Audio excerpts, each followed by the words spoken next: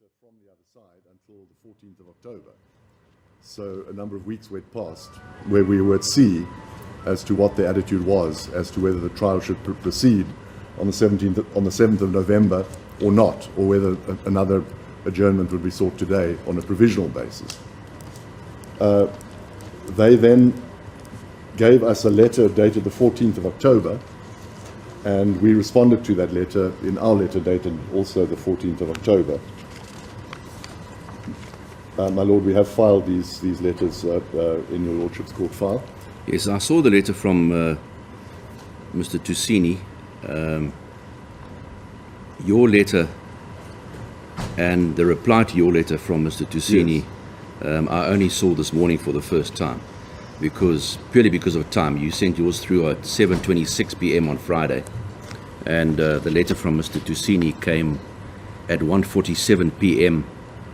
yesterday. Indeed. And in both instances, I wasn't manning an email address. Indeed, my Lord. But I've seen them this morning. Thank you, my Lord. And it's unfortunate that we're dealing with this matter by way of preliminary correspondence with your Lordship rather than by proper heads of argument and other court processes. But that was inevitable given that we only on the 14th of October, that's Friday, we're sitting today on Monday, learned what the position was. So, my Lord... An application for leave to appeal has now been filed, yes, I gather, that's right, with the Constitutional Court, yes, on Friday the 14th of October. That is so, my Lord. So, in short, as we've indicated in our letter to your Lordship dated the 14th of October, which your Lordship received this morning, we think that the situation is different to that which pertained previously, and we wish to place the difference between then and now before your Lordship. And perhaps as a matter of procedure, where we are now is that my learned friend, I would imagine, wishes to bring an application for postponement to provisional date. So I'm in your Lordship's hands, but would it not be more appropriate that he bring an application, and then I answer that by way of our view of the law. Naturally, I'm happy to go right ahead and address your Lordship. I wonder whether you shouldn't go ahead, Mr. Dana, because it seems to me that a lot may turn on whether, as they contend, an application for condemnation is required or not. Indeed, yes. And my Lord, in the little time that we've had available over the weekend, I thought that I would support my oral argument today with a note for your Lordship, which I beg leave to hand up, yes, which sets up in rather more detailed references to the cases. Well, I see, okay. So if your Lordship would give me leave to do that, I'll hand it up, and copies to the other side as well.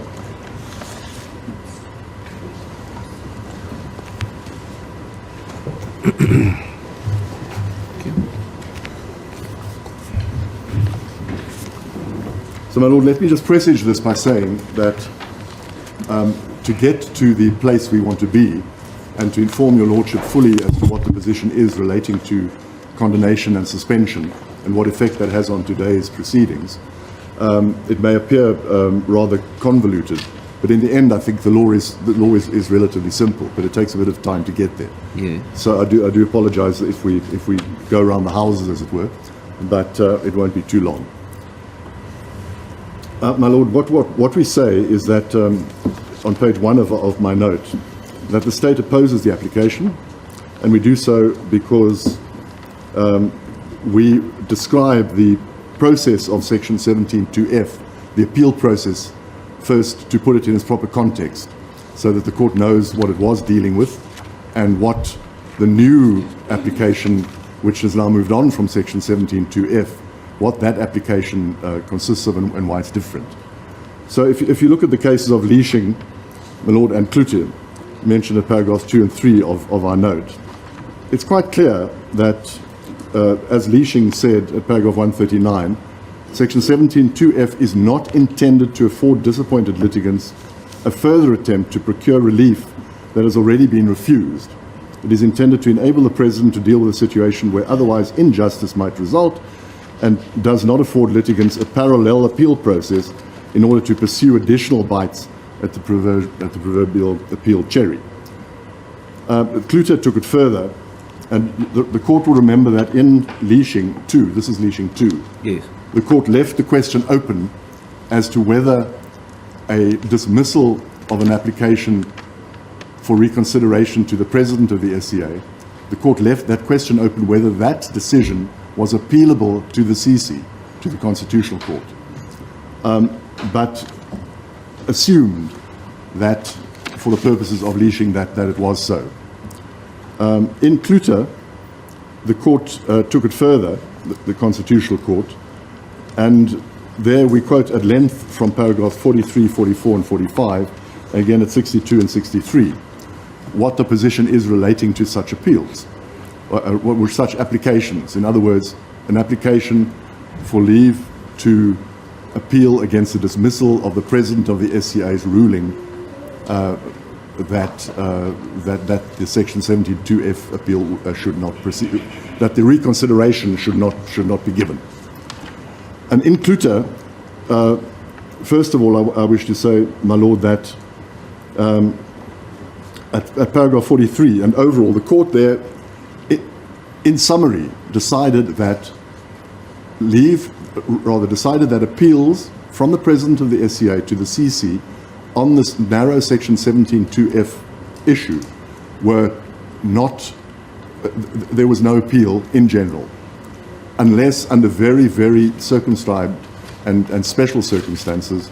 At a stage, the court refers to fraud in one instance relating to the Section 17.2F consideration by the president, but issues of that nature. So generally speaking, unlike Leashing, Klute would have us apply the law that there is no appeal, unless under very, very special circumstances. And look at what the court said. The Lord, at paragraph 43, again confirming Leashing, that 17.2F performs the function of a safety net. It's not a general second appeal, second bite at the cherry, giving the president the power to intervene and so on. And importantly, in doing so, it creates a diversion from the usual appeal process by allowing for the reconsideration by the court of the refusal of leave to appeal to two judges at the instance of the president. The path that the matter then takes along the appeal process is determined by the manner in which the president exercises discretion.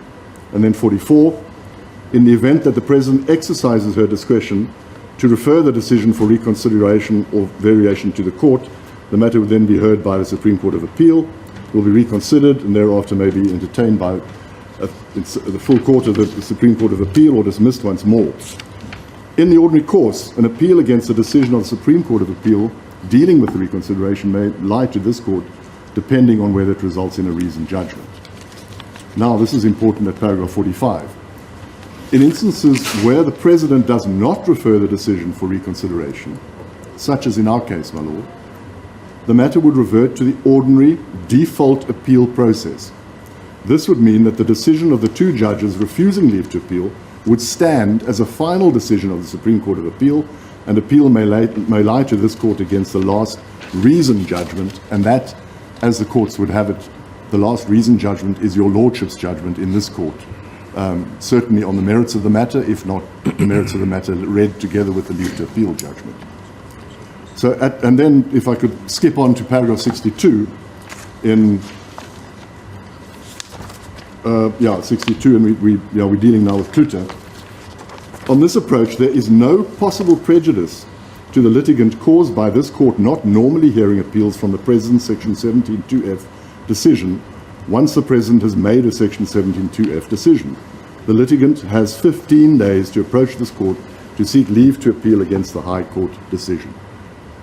So there it is in black and white that Tron J, writing for the Constitutional Court, says that after the President has made her Section 17.2F decision not to entertain a reconsideration or to order a reconsideration, the litigant has 15 days to approach this court to seek leave to appeal against the High Court's decision.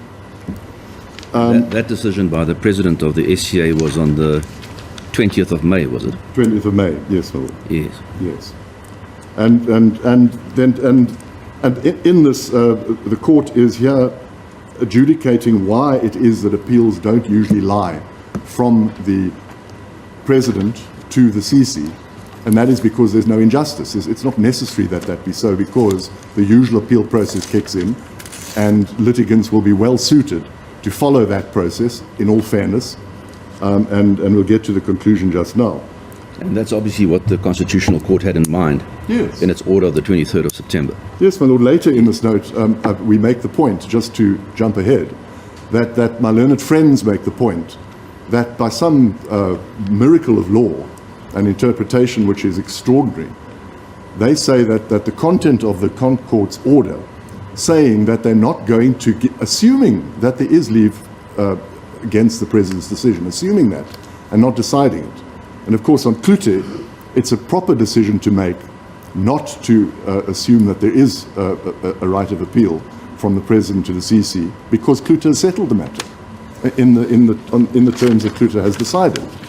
Therefore, it's quite understandable why the Court should say, assuming that there is leave to appeal, because in actual fact, the Court has decided that generally there isn't. But nevertheless, that being so,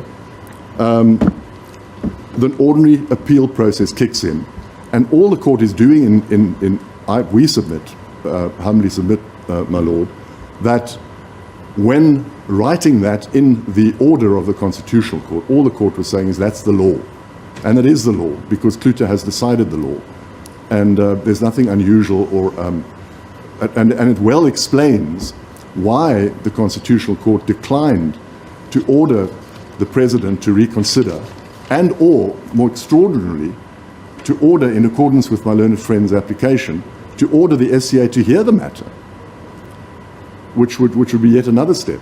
And all of that, to put it in other words, is that it's quite understandable that the Court would have said so, because that is the law, and it would not have been in the interest of justice, is what the Court was saying, to hear the matter, because the ordinary, as in leashing, two processes are not good. It's not in accordance with the design of the Superior Courts Act, and it doesn't make any sense. So in accordance with leashing and with Klute, the Court in our matter, we submit, was quite fairly doing what it could to shorten the process, stop this appeal to the Court, which would result in it going back to the SCA, yet again to flounder in the SCA, and then again make its way up to the Court in a parallel process, which of course would take a lot more time. Right. And so what we're left with then is, as stated also in what you've just quoted from Klute. in Klute, yes. That the litigant, in this case accused number 1, would have 15 days to approach the Concord to seek leave to appeal against my decision. Yes. Okay? Yes. Now the question arises, that application or that route is open. Does it boil down simply then to whether there should be an application for condonation that accompanies such an application or not? My Lord, yes. Is that the issue that we reduced to? There's a positive and a negative. The positive is that in Klute, the Court there said that the litigant has 15 days to approach this Court, and the Court says later on that 15 days starts running when the President declines the application. So if you read that with the fact that there is no, on Klute's interpretation, which is binding, there is no appeal to the Court against the President's decision, together with the positive finding that the application to appeal against your Lordship's operative judgment, reasoned judgment, should be should start running at the date of the President's decision. That answers the question that it has to be made then, and if it's made later than 15 days, such as in our case it is made later than 15 days, it is out of time. And that has the consequences which we then go on to develop a little further on. So yes, the crisp answer to your Lordship's question is condonation is necessary, and in our present case it has not even been made. Your Lordship, again, to run ahead of our note, will well be aware of the settled principles in Mjeni and in Modderfontein Squatters, that the mere making of it wouldn't cure the defect in my learned friend's case here if they were today to file an application for condonation, as we say they should already have done. It wouldn't cure it. It would make it slightly better. But flagrantly, we submit, there is not even an application for condonation. So if you take the two factors together, there is no application for condonation, so we can't even consider what the result of that would be. But if there were an application for condonation, well, we don't know what the terms of it would be because we haven't seen it, because it hasn't been made. But if there were an application for condonation, even the best application for condonation, in terms most appealable, or I shouldn't use that word, in terms most attractive to the reader, that would not cure the defect in the appeal. And that is on the basis of the authority in Mnyeni and Modderfontein squatters, which are quite clear, which say that absent an application for condonation, there is no appeal before the higher court. And that has very important consequences. It had very important consequences in Modderfontein and Mnyeni, and it has important consequences for our case, because it means that all the judgments which have previously been suspended and which your lordship has found against our arguments, but of course we accept that and we keep complaining, but my lord, naturally we operate on that basis. Your lordship has found that your lordship was bound and had a very limited discretion in not granting the application to postpone. And that is part of the matrix of this case. But the fact that there's no appeal pending satisfies the conditions of your lordship's order of the 1st of August, in that appeal process in the Constitutional Court, and I should add, in terms of section 17.2f, and that 17.2f golden string starts right from the 11th of April through the 17th of May up to the 1st of August. It's clear that your lordship has ordered that what we're talking about is the application in terms of section 17.2f through the courts, not anything else. And that is a well-considered, we submit with great respect, order. We're all happy with it under the circumstances of this case. But now that we are faced with the leashing and Cloutier law, together with the Mnyeni and the Modderfontein squatters law, a different situation emerges, and we don't have appeals we don't have judgments of your lordship which are suspended on your lordship's orders. We don't have Supreme Court of Appeal orders which are suspended. We don't have any order by the President of the Supreme Court of Appeal which is suspended. And therefore, thank goodness, at last, this court is free to apply the Superior Courts Act in the fair way which we say it was designed to operate, and that is to stop interim appeals during trials and to exercise a proper discretion unfettered by any defects in Section 18 in the Superior Courts Act, and just simply exercise a discretion relating to the interests of justice in this trial.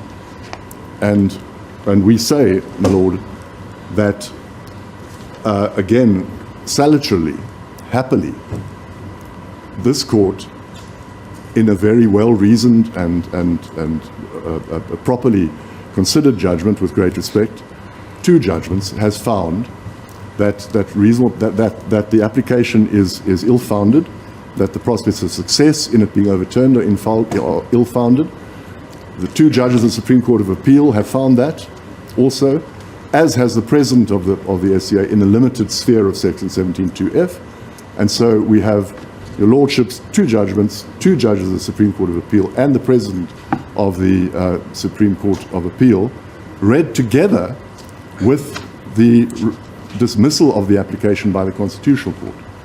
So I would submit that there's every reason for this court to be able to say, my judgment, well considered that I have given, that this application is ill-founded and should be dismissed and the trial should continue, that bears the stamp of approval up the line all the way to the Constitutional Court in the various connotations of the law and how it's applied up the line. But nevertheless, the bottom line is, it seems, in fact it is so, that this court's judgment has been approved and that it remains. Therefore, apart even from being bound by the two judges of the SCA's order, that there are no reasonable prospects of success, and read with the President's order and with the CC's order, this court is, one doesn't want to make too much of it, to say, Your Lordship has no choice, because that is what the CC and the SCA and the President of the SCA has ordered. That is not so. We don't say that. But as a matter of law, this court, thank goodness, is bound by that law, because this court wants that law to apply. It was a defect in the legislation which hindered Your Lordship. And the cry from the state is, for goodness sake, let's not properly apply Section 18 now that we can, and let's get on with the trial, because the defects have been cured by this incredibly long process of months, which have deprived us of sort of a year of trial, and we don't need to suffer from that anymore. So I think, my Lord, I was at page 3 of my note. Yes. And at paragraph 4, we just make the point, as I think I've made, that the state's grounds for opposing the first accused of postponement pending the leave can now be summarized, as I think I have, that Your Lordship has handed down judgment in October 2021, dismissed the application for leave to appeal in February 2022, 30th of March, the SCA judges dismissed the application. Leashing applies. The President dismissed the first accused application. We apply Kluter, as I've summarized for Your Lordship, which states that, and here is the important point, my Lord, at the end of paragraph 4.6. Let's just get it in context. As set down authoritatively in Kluter and detailed above in paragraph 3, the first accused could and should then also have elected to apply to the CC for direct access in the ordinary course of the appeals process, to appeal to the CC against the decisions of this honourable court. Once more, it chose not to. As explained in Kluter, this litigant has 15 days to approach this court to seek leave to appeal against the High Court decision. So it's important in the sense that Kluter was the applicable law when my learned friends for accused number 1, when they chose, flying in the face of Kluter, to ignore Kluter and then go directly against Kluter's advice, against the decision of the President of the Supreme Court of Appeal that there were no special circumstances. They then chose not to apply Kluter, but to go on a strange appeal to the Constitutional Court against the President's order, against Kluter. And why do I make such a fuss of that, my Lord? The fuss is that why would any litigant, apart from very special circumstances which don't apply in this case, one can't even think what they could be in this case, and they're certainly not made out on the papers, as we know from the decisions of the Supreme Court of Appeal and the Constitutional Court.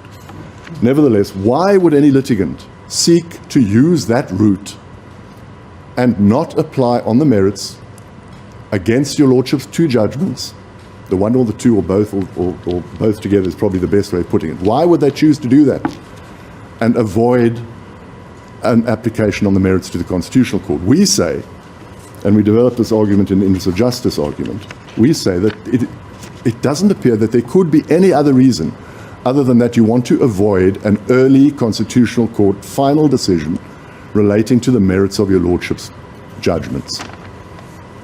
Why else would you do it?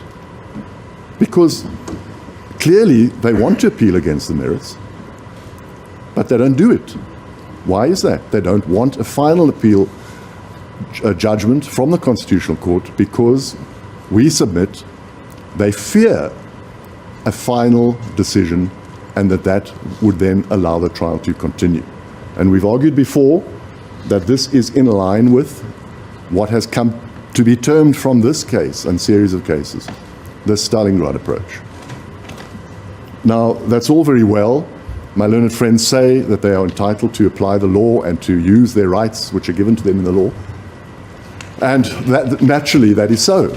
But if it is an abuse, and not even if it's not your Lordship has found we haven't proved in this case actual abuse on the papers which were before this court before, but nevertheless it is unconscionable to give effect to a litigant who seeks to use a process to avoid what the courts have determined is the correct process.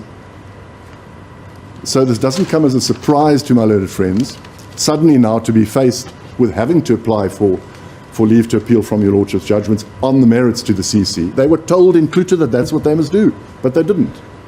And they're told in Clute what the consequences are if they don't do it. They have to apply within 15 days, and they don't do it.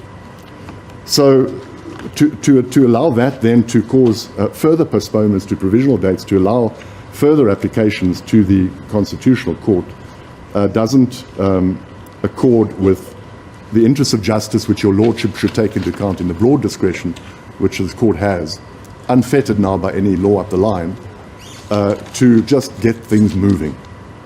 And that's basically what we want this court to do. Statement, Mr. Dana, that you say the accused, number one, wanted to appeal, but he wanted to not proceed at this stage with an appeal. Let's take the first part. Accepting that he wanted to appeal, the question of condemnation obviously assumes prominence. If due to inadvertence or whatever, condemnation wasn't applied for, but it's applied for now, the next couple of days or whatever, what must I make of that?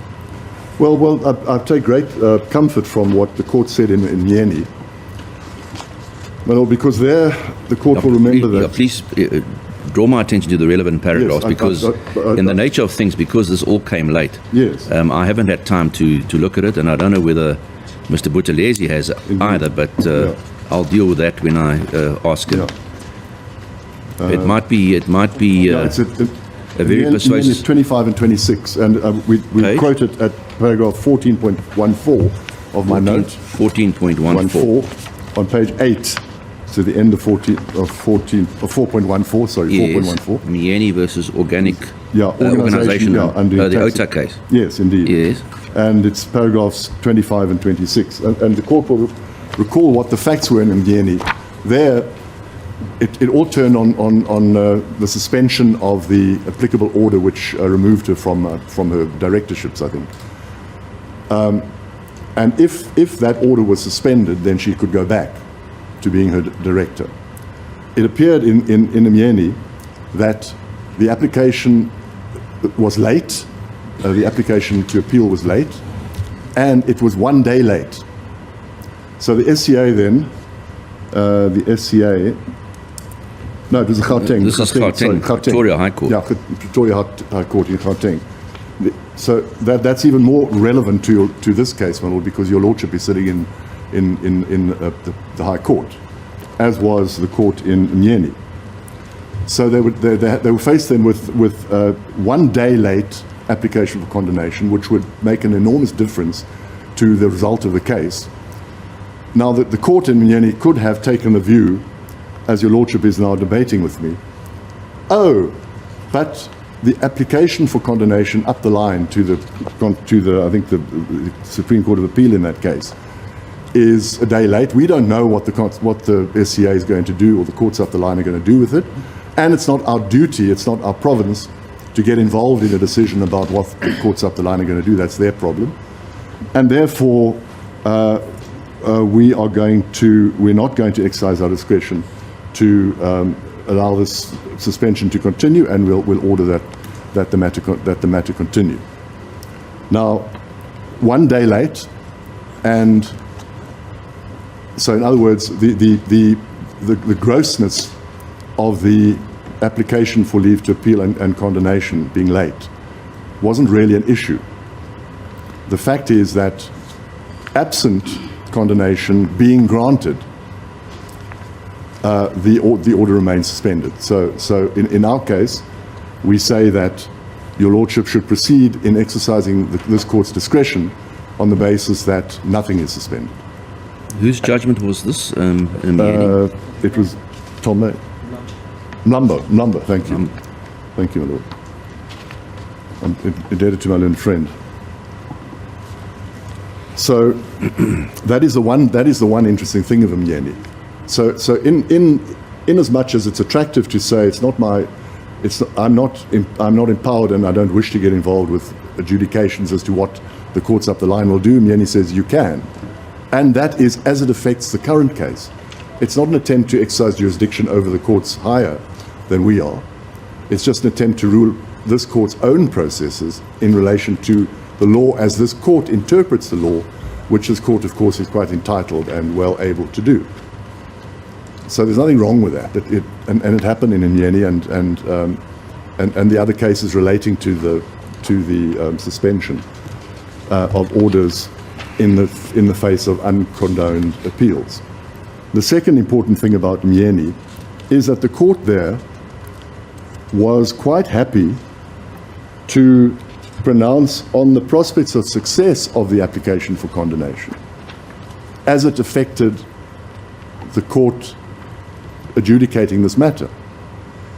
And Judge Mlombo, my learned friend, reminds me. So in other words, it's also attractive for a court sitting below to say, I don't know what the court up the line is going to do and how it's going to adjudicate the prospects of success. Therefore, I'm not going there, and let's just continue as if there's going to be a successful application, or there might be. And that's what we've done to an extent. We've done that in this court when we try to urge upon your lordship that this court should take a view on the prospects of success, which your lordship has already ruled on. Yes. But anyway, that argument we've made, and the proceedings have proceeded in accordance with that. But now, this is a different issue. We have authority, and we have the law, which says that this court may adjudicate what the prospects of success are, and what are the prospects of success, assuming then that I'm right, that condonation is necessary. That condonation would have to seek condonation for a period of months, number one. Number two, the condonation would have to say why deliberately, contrary to Kluter, my learned friends chose not to address the merits and to try and take that up to the Constitutional Court when that was the obvious thing to do. Furthermore, they would have to address the merits of the case itself. In other words, address your lordship's reasoning relating to the prospects of success.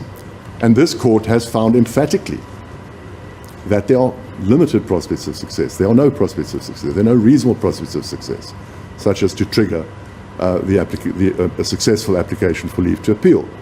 And that's not all, my lord, because that decision relating to the prospects of success has been confirmed by the two judges of the Supreme Court of Appeal in emphatic terms, either that there's no jurisdiction to appeal at this early stage of the trial before it's even started and during the trial, or because in any case the application in terms of section 1061H is not a good application and doesn't have any merits. But so your lordship's judgment, together with the Supreme Court of Appeal's two judges, which, once again, I say rather carefully, are binding on this court, and happily so. This court is free to make an adjudication on the prospects of success, and that, of course, affects this court's overall adjudication as to the prospects of success in relation to the application for postponement.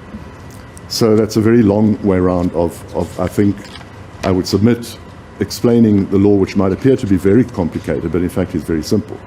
So, and my learned friends, in trying to develop that argument for condonation, which of course we haven't seen, because they choose not to give us an application for condonation, even after we warned them weeks ago that we were going to argue that your lordship's order had now kicked in, that the trial is going to start on the 7th of November. But they don't. And they now seek, I would imagine, unless they bullheadedly proceed and try to convince the Constitutional Court that they don't need to apply for leave to appeal, it's going to be a difficult application. So that being so, the court is in a similar position to Mnyeni, where it's very attractive to say, oh, well, let's just wait. What's another month or 2 or 3 or 4 or 5? because the Concord in due course will decide this issue. They might decide it quite soon because the application is in and the state has to answer. I think yes, yeah, their application is in and we have to answer and they have to reply, of course. And it's possible that the Concord could, on the papers, dismiss the application, in which case this court would then be even more free to go on. Or it could ask for argument and heads of argument and a trial date, etc. And that traditionally and in all of our experience takes a while. It takes so then we're looking at way into next year, May, at the very earliest. And we've learned in this very case that there are delays for whatever reason, good or bad, in the Constitutional Court and in the SCA in dealing with leave to appeal, even when the answer comes out quite simply a dismissal. But be that as it may, that is what happens, and we have to deal with it. And that brings me to my learned friend's application, that they seek this court to stop proclaiming trial dates, stop reserving trial dates, and to postpone this case way into May next year, precisely to allow them now to luxuriate in the further litigation that they seek to wrongly now to pursue when it should have been pursued ages ago.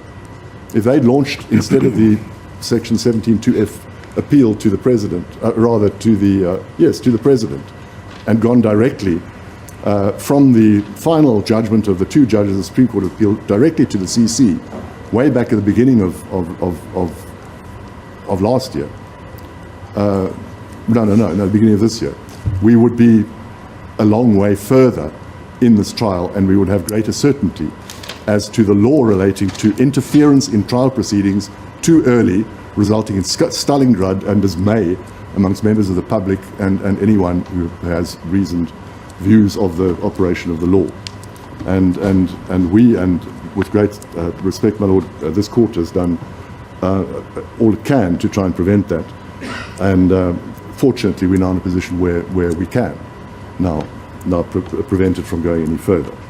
And if it were to be that condemnation is granted, which we say the reasonable prospects of that are slim, and that should weigh heavily with your Lordship, and if, against our argument, the Constitutional Court allows the application for leave to appeal, even to be heard, perhaps even to interfere with the findings of this court as confirmed by the Supreme Court of Appeal and the President of the Supreme Court of Appeal, in that unlikely event, the effect on this trial also, we say, will be a matter for the trial court to determine at the end of the trial. So the deleterious effect of going on now, read with the possibility, which we say is scant, that the Constitutional Court would interfere, even that scant possibility doesn't necessarily lead to the conclusion that we should let that process go on. Well, it depends what it decides, doesn't it? If it follows the argument advanced by the first accused on Section 1064, whatever the merits thereof may be, yes, then the hope is, certainly his hope is, that it will lead to an acquittal. Yes, but then again, we've urged on the court, I think previously in our papers, that is also a scant possibility, because it doesn't make any sense, and for all the reasons that we've previously argued, which I'm not going to go into again. Yeah, 1064 is a strange provision, I must say. I'd like to hear what a higher court decides on it one day. My Lord, yes, and again, it would be lovely for the Constitutional Court, in line with Klute and Leishing, to give us guidance relating to the conduct of trials in the current circumstances. And I say that against myself, but that's not how we work. And if that was so, if we could luxuriate in wanting to wait for the Concord to pronounce on all things in all trials, which bother us as we go along, we'd never finish any trial. And the Concord doesn't want us to operate in that way. The courts including the Concourt, and have said time and again, that's not the way that we operate. We must get on with things, finish things, and appeal in the usual course of things in accordance with the design of the Superior Courts Act, which, of course, as your Lordship knows, was changed precisely to try to deal with this issue imperfectly, as this Court has also found, of course. So going on then, just to finish the note, my Lord, we say we make the point at 4:15 that there's nothing that is suspended, and for that reason, one of my main tasks is to convince this Court that, as my learned friends would have it, we're just carrying on the orders which started on the 11th of April. So what are we making all this fuss about? And the answer to that is, well, things are different because there's no current application as there was previously. And therefore this Court is at large to do the right thing, as we say, and find that the interests of justice are that we should continue. And then at 17, we just took trouble there to quote your Lordship's order to your Lordship, just to make the point. And I see in my learned friend's letter, they appear to say that the 1st of August application, the 1st of August order, because remember, the orders were the 1st of August, going back to the 17th of May and going back to the 11th of April. But that we all accept that the 1st of August order, the latest order, which I don't have a transcript of, and it's a bother, but the latest order is in terms of section 17.2f. So that being so, the situation now is different because 17.2f has come to an end. So the Court now is applying a different test, and we're not. It's not without reason that we're digging in our heels again now. It's because the situation is different. And my Lord, then that concludes the legal position relating to suspension. As I say, it's deceptively complicated, but actually when you analyze it, it's relatively simple. The further section in the B chapter of our note, just to support my oral argument, is just that, as we've argued previously, that the interests of justice require that this Court order that the proceedings proceed. We've argued before that your Lordship has a wide discretion. This Court, as I've also argued before, would agree that it's now unhindered by considerations of being bound by suspensions. And we quote the trite law that it's in the interest of society that guilty persons should not evade conviction. An accused person is deemed innocent. We take that on board, of course, in line with Von Faith and other cases.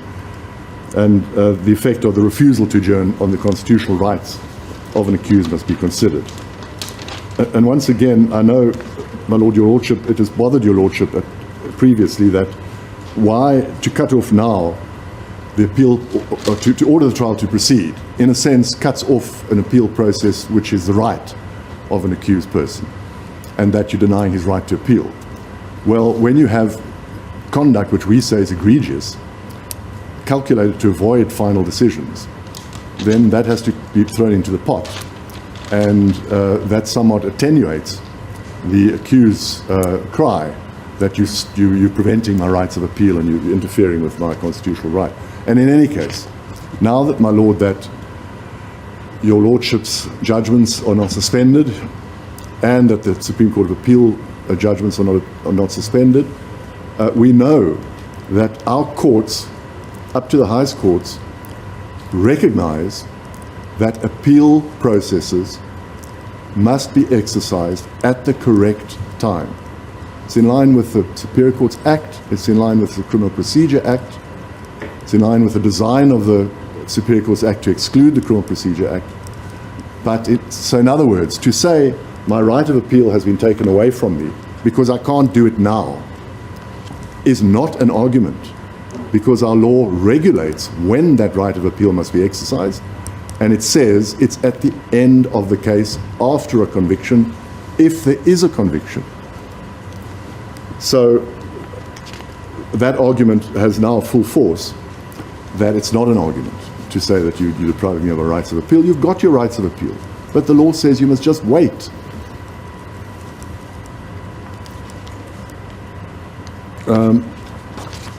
We refer to Acheson's case, which is a wonderful judgment of Mohammed A.J., as he then was in Aitchison in Namibia, which he says that the discretion is wide to give postponements, and necessary means reasonably necessary in the circumstance of a particular case.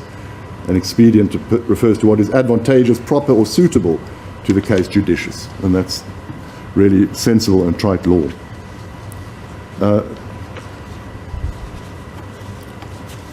I'm just going through my notes just to make sure I haven't left anything out, my lord. I think I've covered everything.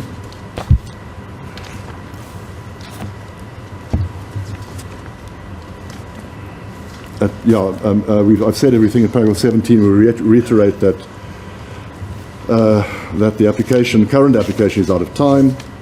It's based on a deliberate decision. And just look at this, my lord. We are mystified. At paragraph 18, we quote paragraph 172, which is not before you. In fact, it is before your lordship because no, it's not before your lordship because no, my learned friends put their notice of the application, not the full application. But it's common cause that in paragraph 172 of the first accused affidavit supporting his current out-of-time application to the CC, he states as follows: "This is now an application for leave to appeal against the merits of your lordship's judgment to the CC." He says, and I quote, "The Constitutional Court must therefore overrule the order of the SCA and to require it hear the merits," I should have put sick, "require it hear the merits of the appeal with a view to providing a reasoned judgment so that justice can be seen to be done in matters involving Mr. Zuma." So what Mr. Zuma asks the Constitutional Court to do, once again, the Constitutional Court having ruled that it won't do so, he says the CC must overrule the order of the SCA and to require it, in other words the SCA, hear the merits of the appeal with a view to providing a reasoned judgment so that justice can be seen to be done in matters involving Mr. Zuma. And this is now Mr. Zuma's complaint, perennial complaint, that it's not good enough for courts to give orders dismissing applications simply because they have no reasonable prospects or that it's not in the interest of justice. He insists that in each case he wants a reasoned judgment, full reasons, discussing the head, blah, blah, blah, and not in the terms that the SCA, as they do more often than not, and as the Constitutional Court does, time without number, as your lordship and this court have done since time immemorial, dismiss unmeritorious applications on the papers because they are not good applications. So even now that we on the merits before the CC, he wants the CC to go back to the SCA, and both in Leashing and in Kluter, the CC said that it's not the CC's province to get involved in disputes with the SCA, and that if the CC wants to overrule the SCA, the CC must do so, not tell the SCA to do what the SCA has already said it doesn't want to do. So it's just something we picked up, which of course is contrary to the main application or the terms of the prayer. But why does Mr. Zuma say things like that? And it's not surprising, because that has been his attitude in papers from the beginning of this case, with great respect. And my lord, so what we say is, and it's against me to argue this, my lord, because we said in the beginning that your lordship has a broad, wide discretion. You're not bound by the other cases. Your lordship decided the contrary. Now that it suits us to say that this court must give effect to the Con Court and the Supreme Court of Appeal judgments because they're unsuspended, it would suit us to say, well now you don't have a wide discretion. Your discretion is now more limited. We don't say that. We pursue our argument, which we must. I submit, my lord, that this court has always had a wide discretion, and now that this court is not bound by other courts and suspensions and defects in the Superior Courts Act, this court can now exercise that wide discretion.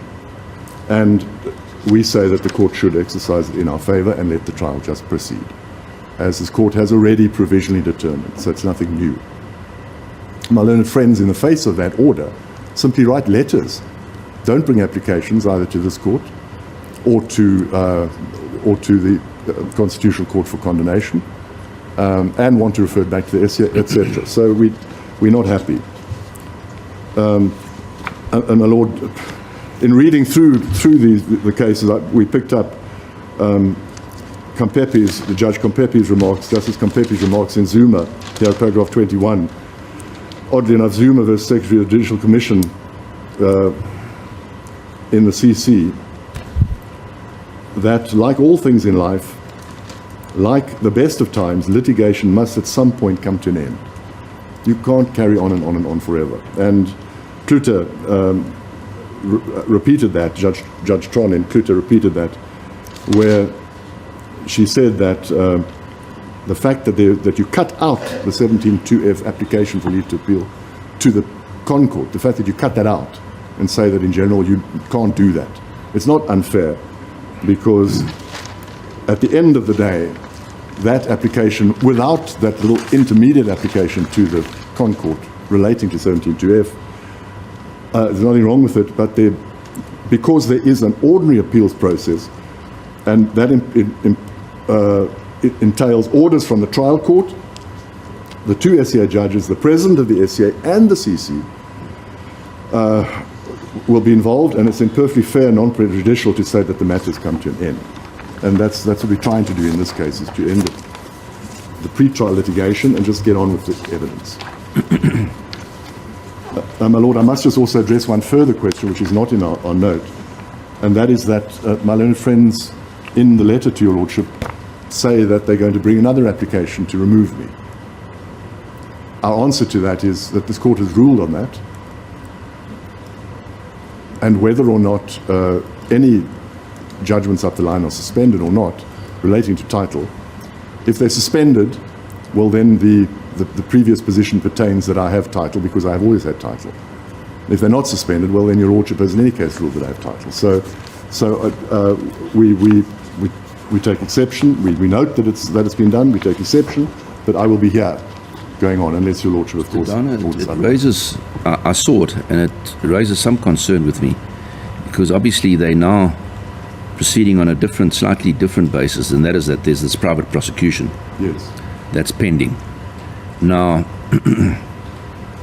in my main judgment, the issue of a possible contravention of Section 41(6), I think it is, of the NPA Act was mooted.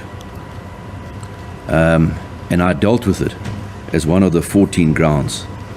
Well, when I say I dealt with it, my judgment proceeded on the basis that the wide meaning contended for of the words title to prosecute by Mr. Zuma was not what Section 106(1)H intended. But then I went on and I said, these grounds that were advanced in support of the wider as grounds for your removal were at best, or possibly, grounds that should be considered later on during the trial as to whether he's receiving a constitutionally fair trial. Probably at the end of the trial, but in exceptional circumstances it might even happen during the trial, in the discretion of the trial judge. But then I said that even if I was wrong in approaching the matter on the basis that a narrow meaning was the correct one, then I nevertheless rejected the application for your removal, or for the lack of title, because I didn't think the 14 grounds had been established, or that they were good in law. And in dealing with those, I expressed views, and some of them more strongly than others, but I expressed views also on the interpretation of Section 41(6), as I recall it, and whether it would afford any grounds for stating that you have a lack of title. Now, if an application of this nature is renewed, or they contend that, I think it was on the basis that you shouldn't appear today, or be allowed to make submissions and the like, can I really appropriately decide that? Have I not by expressing previous views, strong views. And it's not only confined to the Section 41.6 situation, it might also be in respect of some of the other grounds. But it came to me in particular when I read the last letter from Mr. Tusini this morning, raising this issue that you now have raised properly with me, whether I can decide that, because I've expressed views which at the time I think were correct to express, but whether, with the benefit of hindsight, whether they haven't compromised me. For example, if I should say that it's fine, you continue acting, or an application for a postponement, or any similar type of argument be refused, then I might be accused of having previously indicated a disposition to decide these issues in a certain way. It's quite a tricky thing. Indeed. And it's all, it unfortunately all comes on our path quite rapidly because of developments in the last 48 plus hours. An argument that you've advanced this morning, which has a certain appeal. I've still got to hear what the other side says. I don't know whether they're ready and have prepared on all the cases that you've referred to the same extent. But it's just something that's it's brought to the fore all the more today, although I have had some concerns over the last couple of months, but I haven't raised them because I thought that until we reached a point in the whole appeal process where, assuming my judgment was correct, the ultimate court of appeal, the constitutional court, would say that the special plea was bad in law. Accordingly, that 106.4 doesn't apply, and we're now into the, quote, merits of the trial, the evidence. And then really those points would arise. So I didn't want to raise it beforehand. I was trying just to manage the process. But it seems now that it might have been brought forward, particularly in the light of this argument that is foreshadowed in Mr. Tusini's latest letter. My Lord, if I don't know whether you've thought about it or whether you need time to, but there it is. I think I've endeavored to explain as best I could some of my concerns, and I think it's something that the party should be aware of should they wish to make representations or submissions. Indeed, my Lord. My Lord, I don't think it falls upon me. I don't think your Lordship is, with respect, asking me to give a final answer. No. But what I can make a couple of points. We need to at some stage, however, address it. Yes. And I suppose a lot will depend on what happens today, Yes. or in the light of this argument. Yeah. But yes, sorry, you said you might not that's- be. sorry, Mark, you haven't two considered things. it fully, but you might want to make a few points. Yes, Do you rather want to reflect on it and make them, having marshaled your thoughts, or are you happy to continue? No. Well, I think your Lordship might. Right. Well, this might be an appropriate answer for me to make now. Let me put it that way. Firstly, to speculate about what an application might be is putting the cart before the horse, because we don't have such an application. We have the warning of an application. So we would respond in due course, depending on what the nature of the application is. May I just interrupt you on that? I understand the letter, and I might be wrong. It is raised as an issue. And then a couple of paragraphs further down, I got the impression that it was, well, we leave it to the court to deal with. And I would be extremely reluctant to deal with it on that basis. I think if it's an issue of merit, which it might be, then the parties must make submissions, or then indicate that they do not wish to make submissions. I wouldn't like to just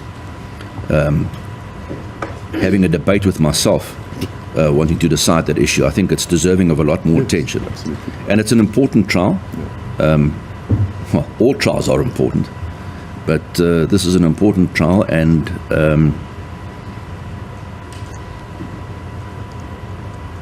the approach that is to be followed must be one that's beyond reproach. Absolutely. Yes. Well, we take that all on board, and I'm indebted to the court for raising the issue. I think it's important that we all consider this seriously. But I do think, my lord, that it's not only that your lordship would prefer not to do it on the basis of correspondence in letters. I would say that the court couldn't do that. It would not be right. It's one of the other loose points today. There are lots of loose points that are floating around, and I'll hear just now from Mr. Buthelezi, because that might determine a lot of what happens today or within the next couple of days. And could I then just make the second point, which I wish to make, which I think I can make now, and that is that it's very attractive to say, well, as the court might be aware, we have applied to quash the private prosecution, and that will take place before hopefully a full bench, or certainly a bench of this court, on the 8th and 9th of December. So that is after the notional sitting from the 7th to the 2nd. I have avoided too much involvement in that for obvious reasons. Anyway, and I don't want to comment on it, no. because it's an issue before another court, but it's also an issue that I've already expressed certain views on, as to whether a prosecution will be sustained, but I don't want to repeat them, because in no way do I want to be seen as anticipating what that court might decide. But yes, that might address part of it. I don't know, depending on what the outcome's going to be.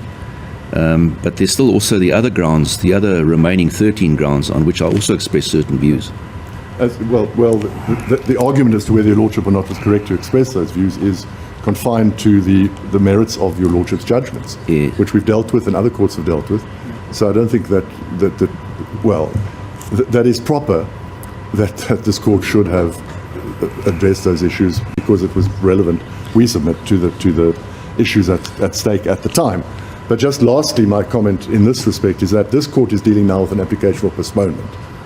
And in as much as it might be relevant what is happening in other courts relating to me as the prosecutor, might well be relevant to the application for postponement. And it's attractive, it would superficially be attractive to say, well, my goodness, on the 8th and 9th of December there will be a hearing, there'll be a judgment sometime after that. We're not sitting in the first term of next year, if I remember correctly. Yes. We're only sitting. I think Mr. Roux had a commitment already. We're only sitting in some dates in the second and third terms, depending on my learned friend's availability. So there's enough time to let these matters settle down in the other courts, which might solve the problem. The only problem with that is that there's then the appeals process. And once again, just relevant to the application for postponement, if those sort of issues are to affect postponements, then we're back on the treadmill of what we say is litigation designed to... Well, once again, prima facie, and let me perhaps not live to regret this statement, the appeals process and delays, suspensions that follow in an appeals process are peculiar to the particular proceedings. What happens in another court that might have an impact, I don't think would be grounds for a suspension. But I say that tentatively, because there might still be an argument about that, but there it is. So, my lord, then just to conclude, I don't think that from my part it would be proper for me to take it any further. Those are my provisional views. In fact, strong views relating to this postponement.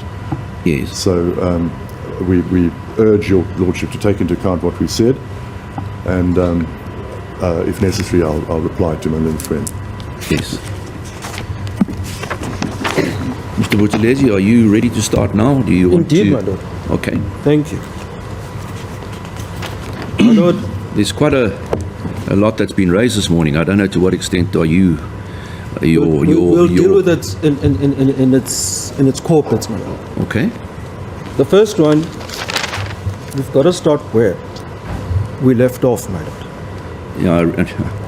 Yeah. As I raised it, I actually thought that's probably the point we should have started at. Yes. Yes. Now let's start where we left off, and how we end up here in this way now.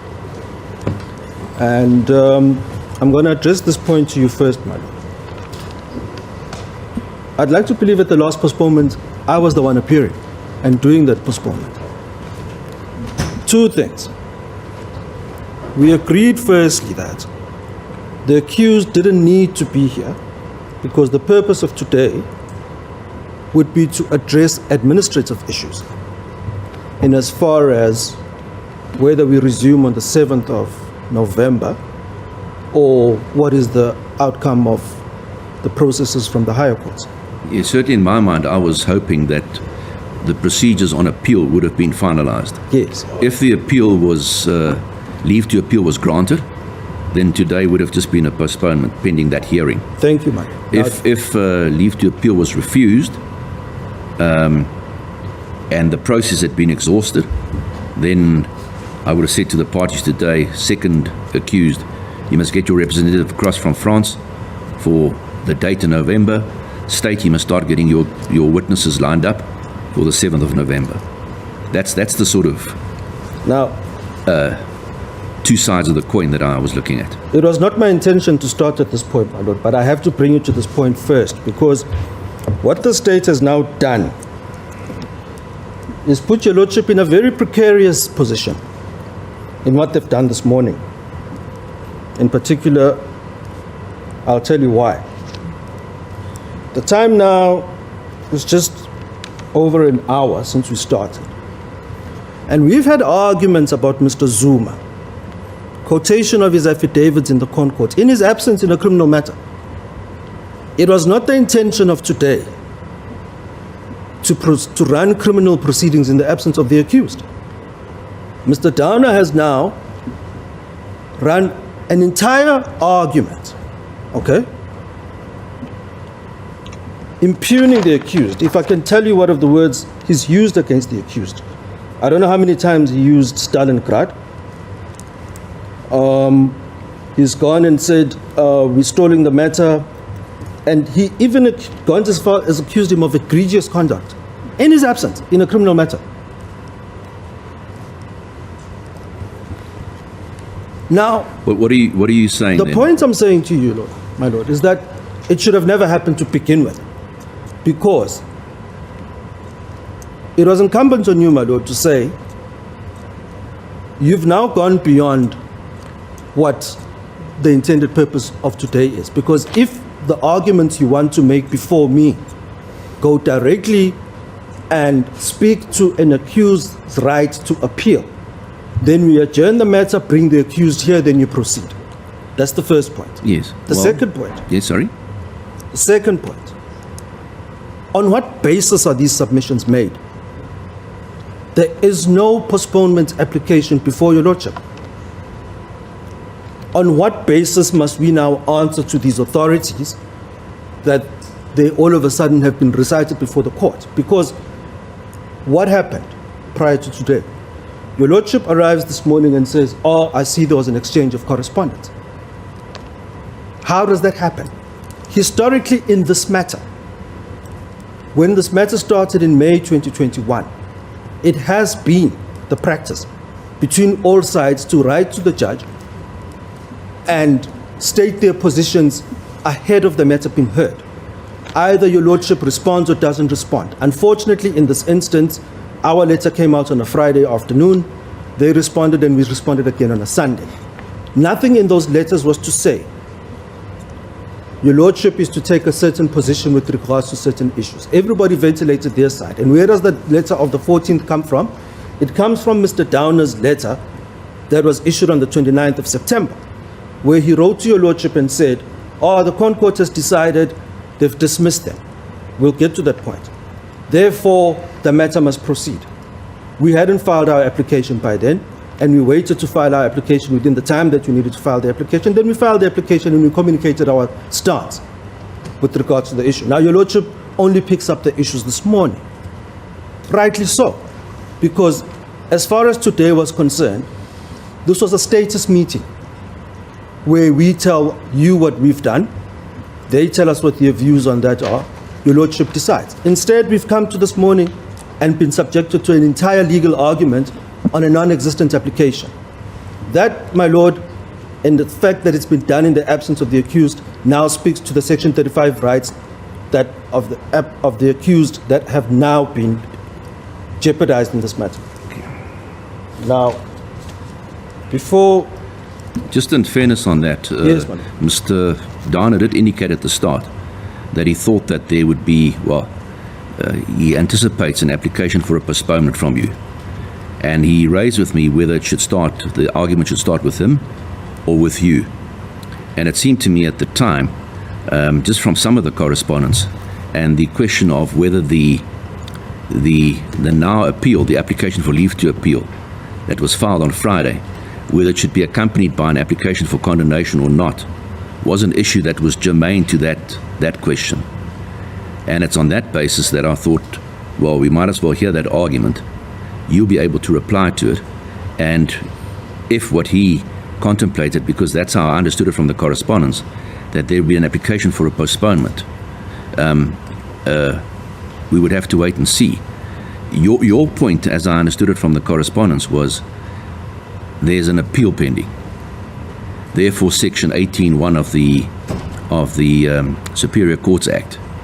But then the point he was raising is that there wasn't an appeal, proper appeal, or an application for leave to appeal pending because it's out of time. Now, I've just picked up from what you've said a few lines back also, that is it part of your argument, and I'm asking, that the application for leave to appeal was filed timeously, yes, being on Friday, yes, being 15 days from the date that the Constitutional Court issued its order. So you are saying, just to try and cut to the chase on that the 15-day period referred to in Rule 19(1) of the Constitutional Court rules, when it refers to calculated from the date of it being refused, doesn't run from the date of refusal by the President of the SCA, but it runs from the date of the order of the Constitutional Court. of the 29th of September, of the 23rd of September. Correctly, madam. That's our position. All right. So Then- in essence, then you're really asking for a ruling, if you like, on in a declaratory sort of almost a nature, although it's not on papers, that no application for condonation is required. You're not saying that you are wanting to bring one and you are applying for a postponement. Yes. That's exactly our Okay, position, okay. madam. All right. Because Well, then you know, it's part and parcel, I suppose, in regard to today's proceedings, as to whether the trial of the 7th of November continues on the 7th of November or not. yes, So I don't think it's germane to what we're dealing with today. I can understand your submissions, but I don't think it was improper to deal with it.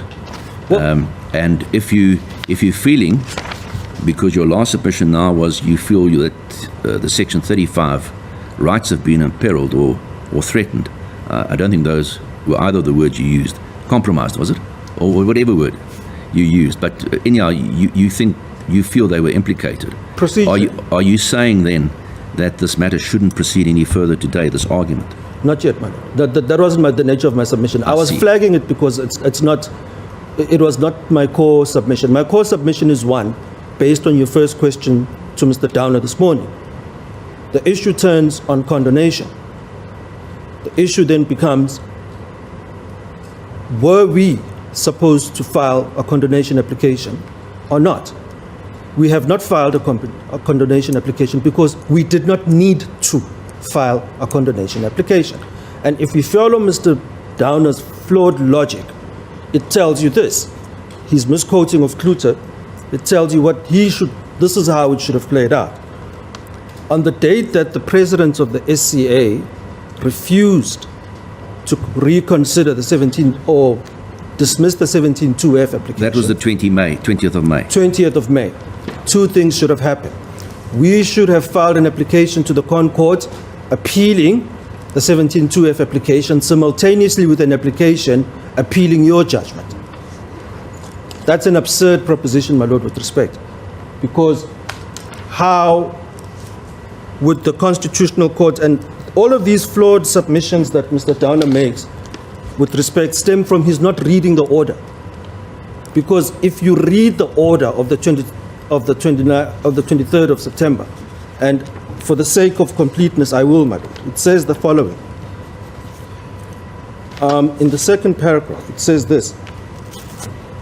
For purposes of this application, the court has assumed, without so deciding, that a decision of the President to dismiss a Section 17(2)(f) application is in principle appealable, and that application engages the jurisdiction of this court. Two things. One, the Constitutional Court does not say to us, you may not appeal the President's decision. They don't say that. Two, they say, in as far as you raise your appeal, your application, we concede that you are invoking our jurisdiction. We move to the next point. It says this. The court has nevertheless concluded that it would not be in the interests of justice to grant leave to appeal the President's dismissal of applicant's Section 17(2)(f) application. Interests of justice. Mr. Downer raised the point. What does the 17(2)(f) imply? Implies that once we've appealed to firstly, that we applied for leave to appeal to the SCA says no. We then petition the President says no. Then we appeal the President at the Constitutional Court.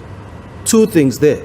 Your judgment of 21 October or 26 October 20 is still standing in line. It hasn't moved. It hasn't been considered on the merits at any point, because there's a secondary application that's emerged regarding what the President of the SCA has done. And the Constitutional Court then answers and says, well, we haven't considered the merits of your 17(2)(f.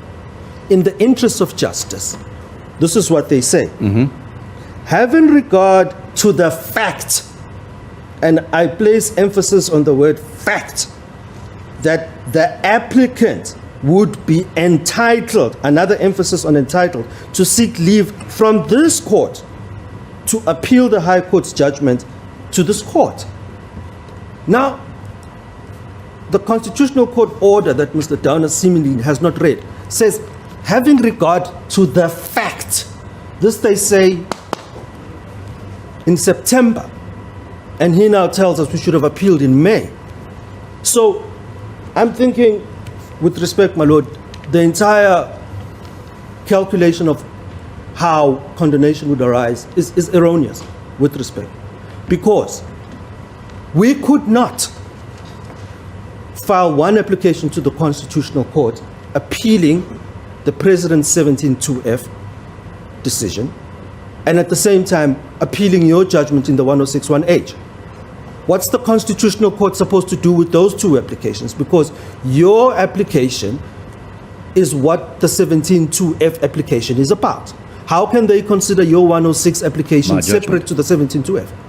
I'm not too sure if your Lordship is with me on that point. Yes, no, I was just correcting you. You said my application, my judgment. Sorry, your judgments. I beg your pardon, my lord. Yes. Your judgment of October last year. Now, the absurdity of this proposition that Mr. Downer says, sorry, with respect, is to say we should have parallel run those two applications. What are we asking the Constitutional Court to decide? What happens when the Constitutional Court says, no, the President was wrong to refuse the 17(2)(f), refer the matter back to the SCA for reconsideration, and another group, quorum in the SCA, says Kun J was incorrect on the 106(1)(h). Conflicting judgments, one is still going back to the it does never the intention of the court. We could only, on a proper application of the law, appeal your judgment with the leave of the Constitutional Court after exhausting Section 106(1)(h). Now, what further complicates the problem for Mr. Downer is his failure to read Section 18(1). Okay? 118. 18(1) of the Superior Courts Act. Suspension of... okay. Suspension, and I think the wording is important. It says 18(1), subject to subsection 2 and 3, and unless the court under exceptional circumstances orders otherwise, the operation and execution of a decision which is the subject of an application for leave to appeal, or an appeal. What do we have at the Constitutional Court on Friday is an application for leave to appeal. There's no way then we could have dispensed with 18.1 at this point, because we still have an application. Whether that application is inclusive or excludes a condonation application, 18.1 says this hearing here today remains the subject of an appeal. And until the Constitutional Court has pronounced itself in as far as saying, 1, we dismiss this application, you did not condone; 2, we don't grant you condonation, you never asked for it, Or then it's not accompanied by an application for that's the condonation. factual position. So if you should have filed an application for condonation Yes. and you deliberately haven't, you're saying that's an additional string to the state's argument. No, that's not what I'm saying, my lord. I'm saying to you, Now, if it was required and there isn't one, we're saying then it's an argument.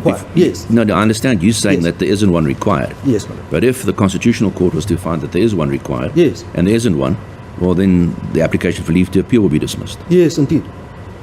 But now, what do you say about, and I haven't read it because I wasn't referred to it before, the Mjeni judgment and Mlambo JP's Well, statements in those? interestingly, I had to cite the paragraphs for him because I was in that matter myself Okay, with Mr. Mpofu. all right. Tell me what the It's outcome is. distinguishable on 2 grounds, madam. Mm-hmm. In fact, on one primary ground, what happened in Mjeni is that there was an actual condonation application pending Was this before the SCA. trial judge or before a full court? It was a full court, my lord. Just 3 judges. So this was it that a court of 3 judges was Yes. convened, or was it an appeal to a full court? Was convened Was because convened. it pertained to an 18.3 application to enforce an order pending the appeal.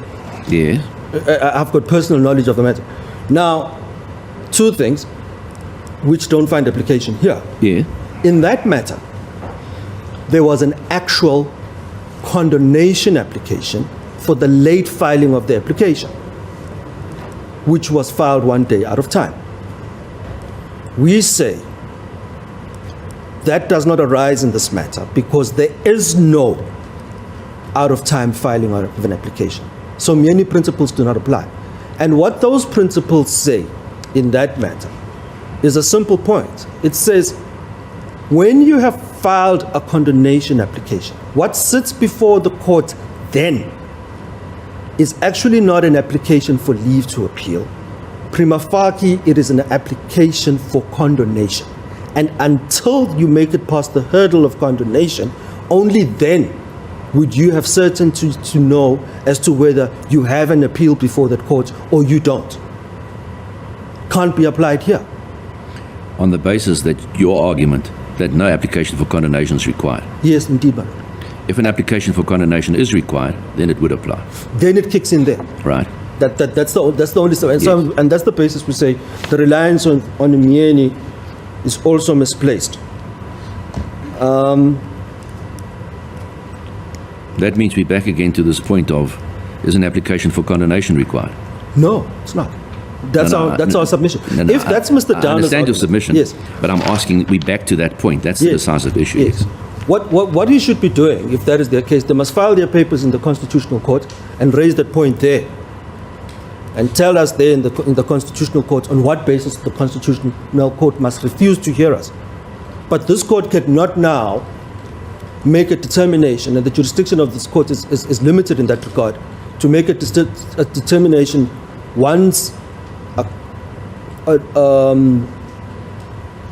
a case number is issued by the Concourt, accepting our application, to now conclude it from this level to say, oh, the fact that you have a case number from the Concourt is meaningless, you're late. That's for the Concourt to say. Because once we file that application, the Chief Justice will then issue us with the directions that tell us, 1, we're not going to hear you. 2, we will hear you, do 1, 2, 3, 4. So effectively, what we should have done today is present your Lordship with this here scenario which I'm presenting to you now. The options that we have. The first one is, in light of what we know, because this is not an appeal, it's still an application for leave to appeal.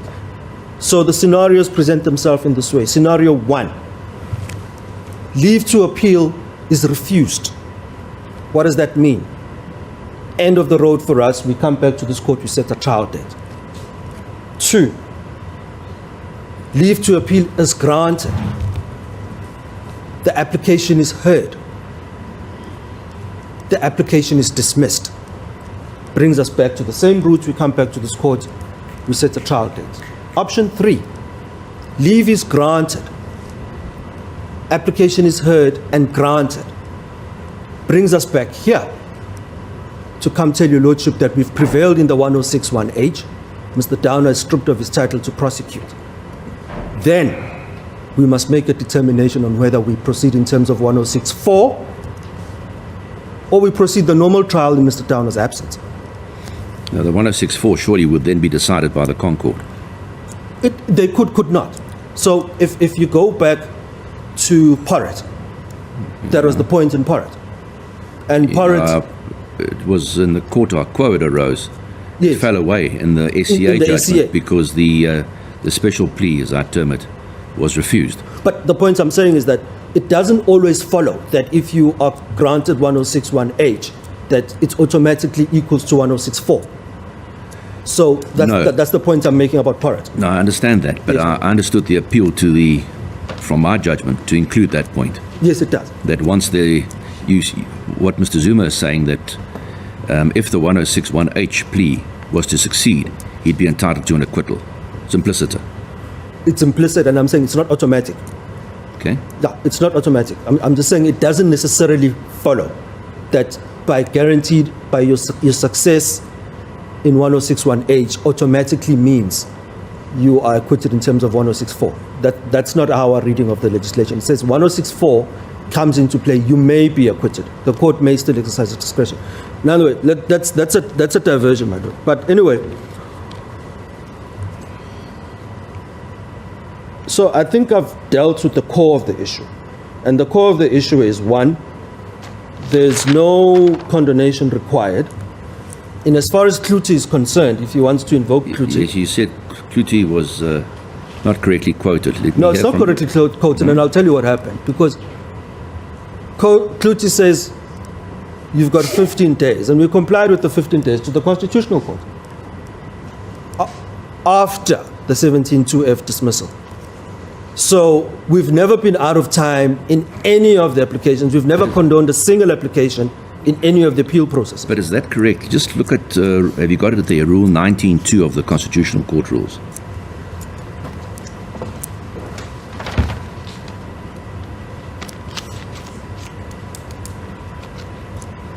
It's the proviso that we're dealing with. Yes, ma'am.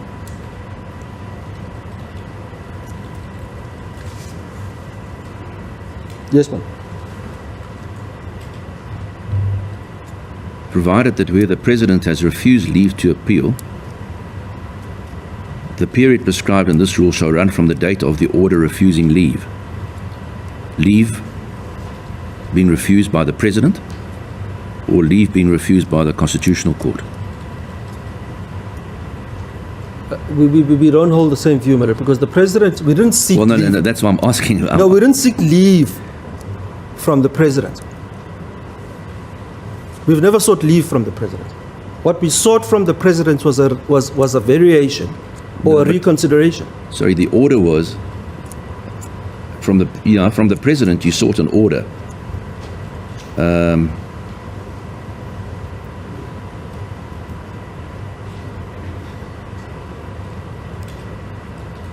What leave would be referred to there then? Provided that where the President has refused leave. If I read properly, where would the President of the SCA refuse leave, other than in a Section 17.2F situation? Didn't you seek leave from the President? No. If you read it with what our prayer to the President was not for leave to appeal, was for reconsideration in as far as referring the matter back to the court in terms of 17.2F. I think the issue is the President refuses leave. If you read Rule 19.1, my lord, this pertains to Rule 17.2A, and we were doing 17.2F. And I think that's where the distinction is, because the president may, in terms of 17.2F, refuse leave to appeal. So this reliance that Mr. on Kluti pertains to 17.2A. Our procedure was in terms of 17.2F. And 17.2F, you may not get leave to appeal from 17.2F. 17.2F is a specific application asking the President of the Constitutional of the Supreme Court of Appeal to reconsider the decision of the judges in the Supreme Court of Appeal, ordering them to either hear the matter or vary the order that they granted. That's 17.2F. But we did not seek leave to appeal from the President of the SCA. That's not correct. I don't know whether you've had an opportunity to look at the commentary by Erasmus on Rule 19 of the Constitutional Court rules. Not at the present moment, but yeah, I'm here for a postponement, and I've been ambushed into this application. Well, let's leave those words out of it. But yes. It is submitted. I'll just quote it to you. Yes. If you're able to deal with it, please feel free. Yes. If you feel you have to consider it, then because that was one of the issues that I was concerned about when Mr. Dana addressed me, because these are not straightforward issues, and they're being presented now where I've got heads from the state, but nothing from your side, and there might be authorities that you want to refer to. But anyhow, it says, it is submitted, this is the author now in the commentary, it is submitted that for purposes of the proviso to Subrule 2, that's Rule 19 Subrule 2, the period prescribed within which to lodge an application for leave to appeal in the event of a reconsideration as contemplated in the proviso to section 17.2F commences to run from the date of the order refusing leave to appeal on such reconsideration. See? Is that not saying what you're saying? No, because if we have to go back to the order of the Constitutional Court and read what the wording says. The wording of this order says, we're not going to consider the merits of whether you may appeal or not appeal 17.2F. I mean, so we don't consider the merits of your application. What we've said to you is that it is pointless for us, in the interest of justice, to deal with your appeals piecemeal. Okay? Which means we will not deal with the 17.2F if we find in your favor and then refer the matter back to the SCA for those judges to reconsider. You lose it there, and then you come and bring it back up here and you appeal it to us. Do it this way. Deal with the matter there. Let's put the issue of the 17.2F, bring your main application here, and let's deal with these matters in the interest of justice. That's what they say. They say it would not be in the interest of justice for these applications to be dealt with in that way. So what was the intention of the Constitutional Court there? Let's read into it. If they say, we're not dismissing you because you've got a bad case. We're not dismissing you because we don't believe in the merits of your application. We're saying we've stayed considering the merits of your application because doing it in this way would not be in the interest of justice. What we but think you ought to have done in this case, or what we think you should do, is bring your High Court application, because where we are point in time, you still are entitled to do that. The Constitutional Court would have told us, this is the end of the road, we dismiss your Section 17.2F application, and by the way, you may no longer bring your High Court's application in the absence of a condemnation application, given where you are and how much time has passed by. They do not say that. But in saying the applicant would be entitled to seek leave from this court to appeal the High Court's judgment, isn't it implicit in that it must be an application for leave to appeal the High Court's judgment, which means that if it's out of time, if it happens to be out of time, it must be accompanied by a condemnation application. Then it should have been out of time in August when we were here, because the 17.2F. Oh, that might be so. That's my point. We postponed. Now we go back to your lordship's judgment itself, which says, let's exhaust the entire string, or whatever rope that there is, in the higher courts, and then come back. If the argument is we should have dealt with in August, we were out of time, then the argument should have been raised then to say you no longer have a live appeal in the Con Court because the DS have expired. That was not the argument in April. We postponed this matter in August. We Section postponed this 17, matter precisely to 17 October because there was still an appeal. And 17.2F was the issue. So the point I'm saying is it can't happen both ways. And this is the absurdity that I keep referring to, that says, the implication that says we should have run two simultaneous applications to the Constitutional Court. One, appeal your judgment of October last year, simultaneously with appealing the 17.2F decision of the President. Those two positions cannot coexist, madam, with respect. We could not do that process simultaneously. And for the fact that the 17.2F was still in play, it kept us, in terms of the main appeal, still alive. Where condonation would have kicked in is this week. Condonation would have only kicked in this week if, after the order of 23 September, we missed the deadline.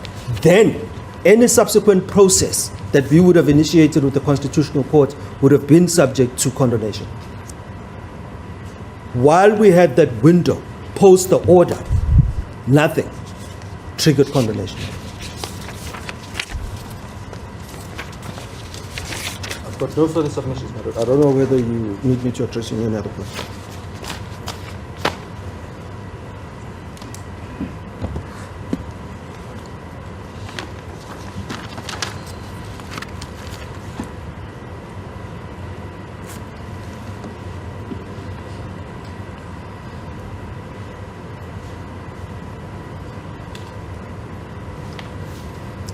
Sorry, madam, can I just check?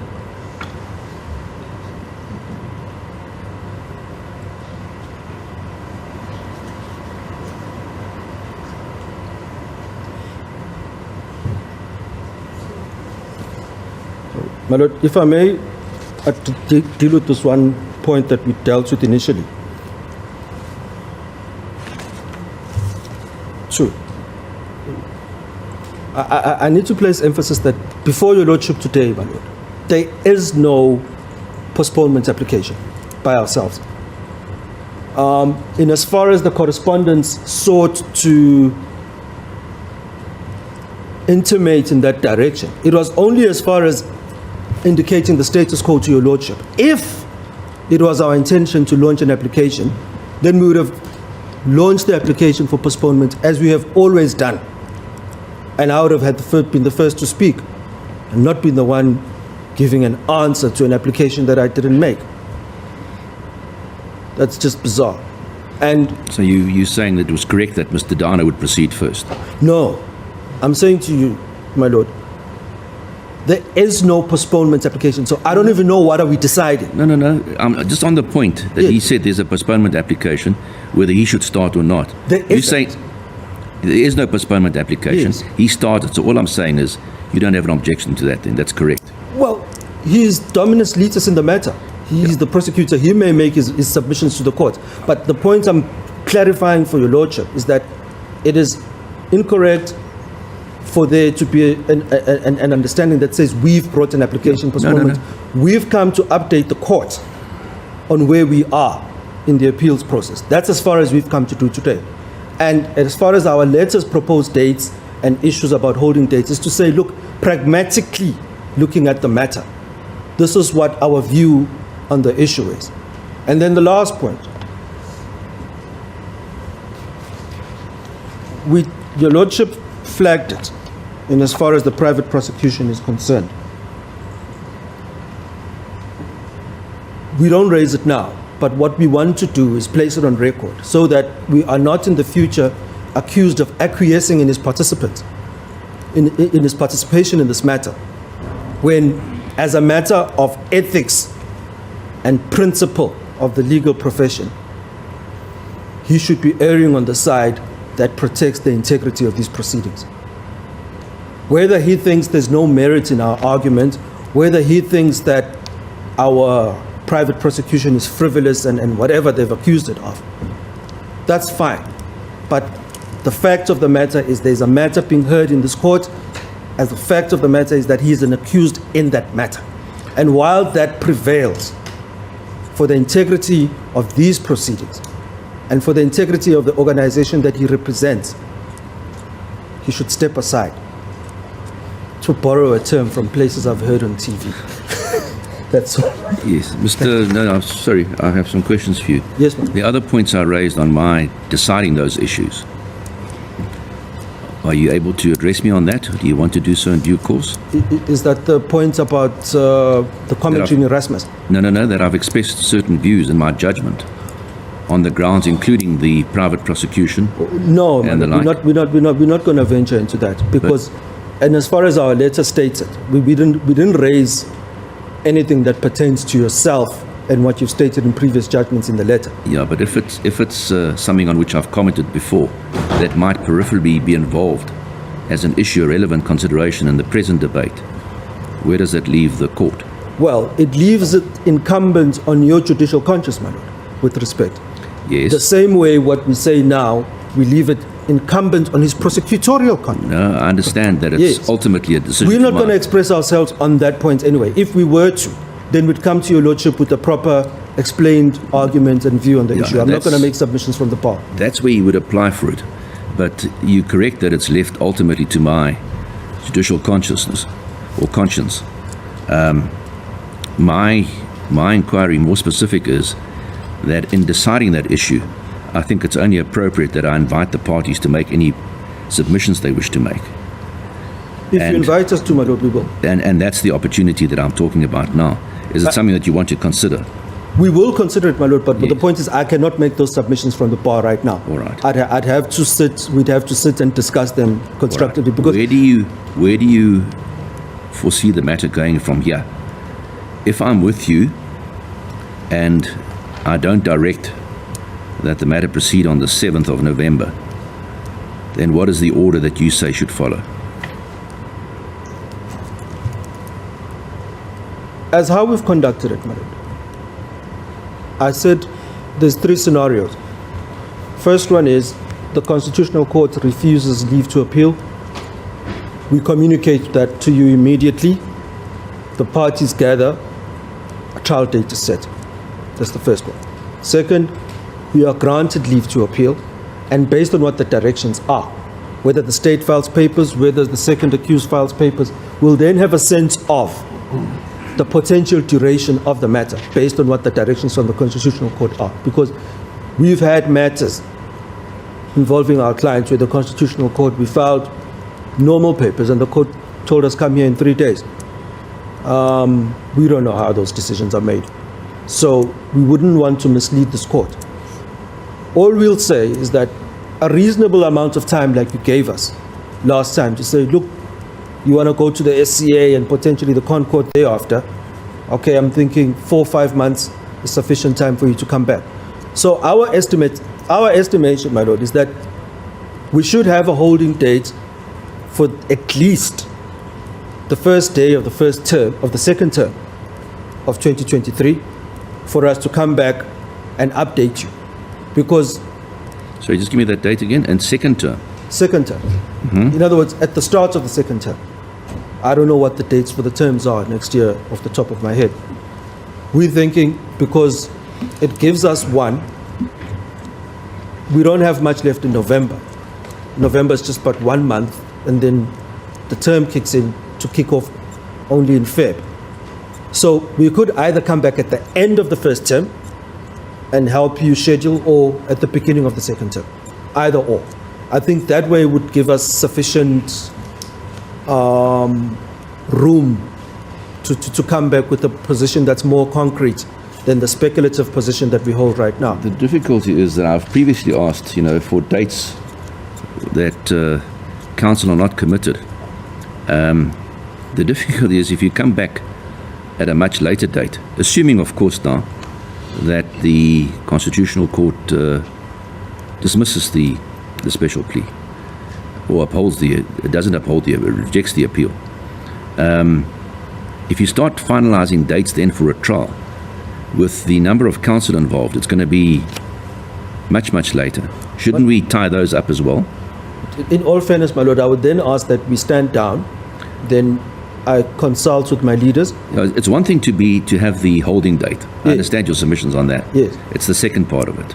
No, I'd have to take, to refer that back up to my leaders, and maybe we could take a tea adjournment, and after the tea adjournment, we could come back with a much more clearer position on how we handle that. All right. If I want to invite the parties for representation submissions on my position, in fairness on the ad interim partem rule, when do you suggest that be heard? May I also Because it's refer back- obviously it's something that needs to be resolved beforehand, because depending on the outcome of it, it should be resolved before any evidence is laid. Indeed, madam. I would then ask that be the second point that I revert back to you with, Right. Okay. because we are a big team. Yes. Anything further? No, ma'am. Thank you. Thank you, ma'am. Just before we take the short adjournment, Mr. Roo, you want to say anything? No, my lord.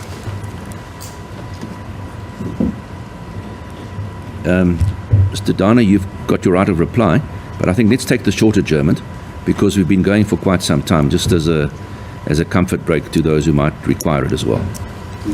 We'll take a short adjournment. Court will rise.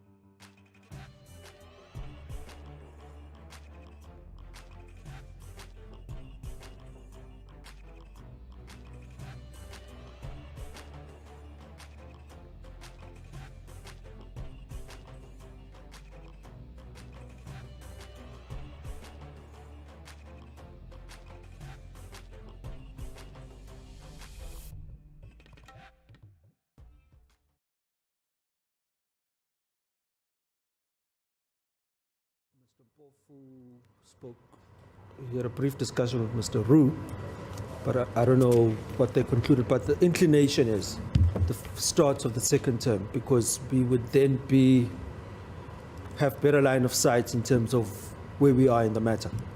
Prior to that, given how things turn at the Concord, could be fast, could be slow. Start of the second term for Yes. the trial to resume. No. If To the, for what, just for as a holding date, Yes, madam. it's 4 months hence. From here. Yeah. We're thinking, my lord, because possibly, even if we are heard in a shorter space of time, to give provision for reserved judgments, if judgments are reserved, because even a judgment dismissing us would be reserved in any event. So we're thinking prudently in light of And if the it fact that happens- we're going into recess for 8 weeks in December.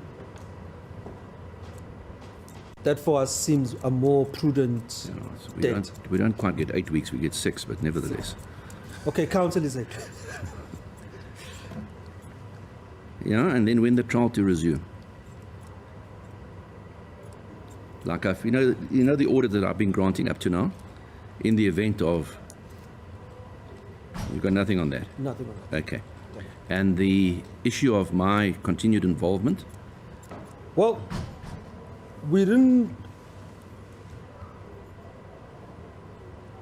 formulate a view, but the simple thing, my lord, is to say we just need to place it on record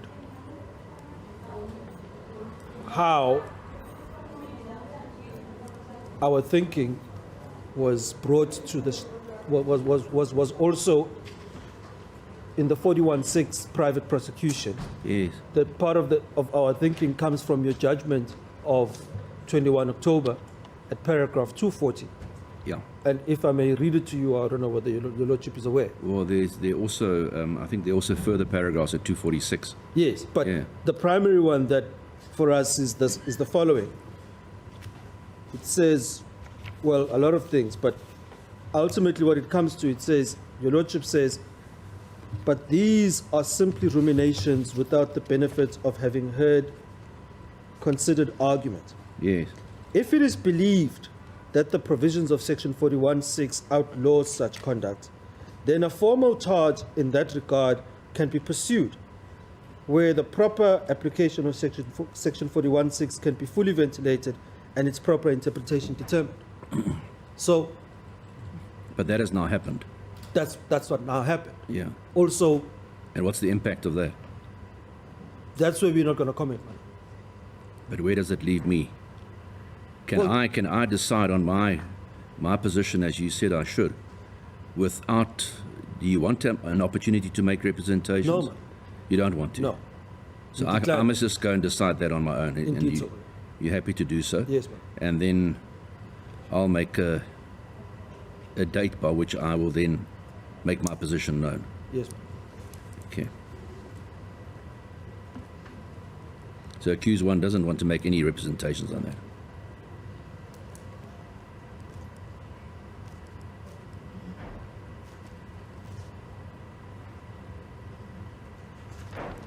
Yes.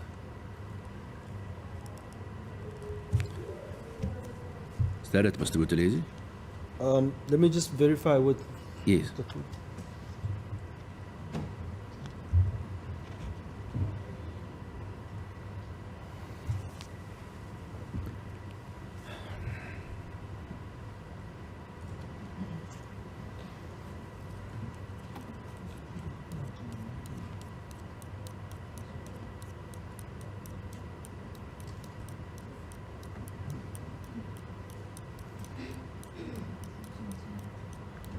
At this point, none, my lord. If anything comes up before the hearing, then we'll let you know. Yes. Thank you, my lord. Sorry, before you, Mr. Dana, Mr. Roux, on this point of, well, I've got to consider my position. Does the second accused wish to make anything? No, my lord, we're not going to make submissions. Thank you. I can just go and reflect on it myself. It would seem so, my lord. But we're not making submissions. Thank you. Yes, Mr. Dana, back to you. Perhaps on this last point, firstly, do you Are you happy that I just reflect on it myself, or do you want an opportunity for the state to make representations? My Lord, we have full confidence in your Lordship's decisions, but of course we don't want to be unhelpful and say that we're not going to help. If your Lordship would find it useful. Well, it's more at the to have level of, submissions. I think I'm required Yeah. to invite the party should they wish to make submissions. Yeah. And that's really the purpose of why I've done this. But you must tell me whether you wish to make submissions, whether written perhaps or otherwise, because it might also influence this date, because I think it's something that I must get out of the way first. Yes, my Lord, but we're a bit at sea because there are your Lordship's thoughts now, but there's no application from the other side. We haven't made that. We will not make an application.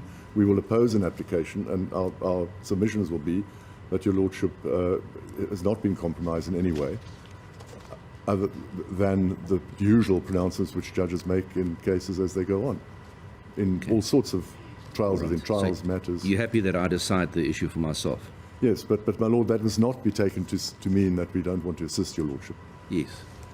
We are very, very happy to do research or whatever your Lordship assistance your Lordship would like on the law, for instance. But your Lordship would take it that we do not support an application that your Lordship should... well, there's no application. It's really whether... Yeah, I've got to reflect on it myself. So I take it then also that the court is thinking along the lines that there doesn't have to be an application. It could be mero motu. No, it's not at the instance of the parties. Yes. It's there's quite a bit of water that's flown under the bridge in the meantime.